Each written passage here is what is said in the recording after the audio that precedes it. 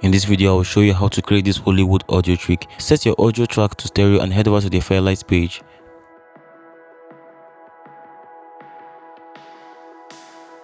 Click on this plus icon and add a reverb effect.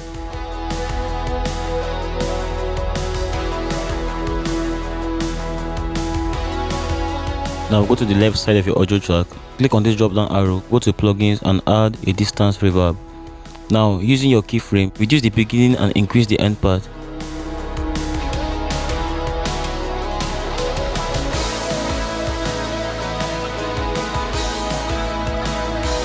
Now following the same method, add a pitch effect. Go to the left side of your audio track, click on the drop down arrow, go to plugins, pitch and click on dry wet.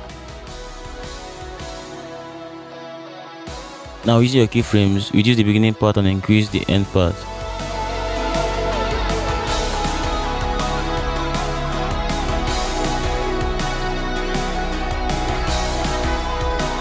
Now add a semitone and reduce the beginning part by 2 semitones.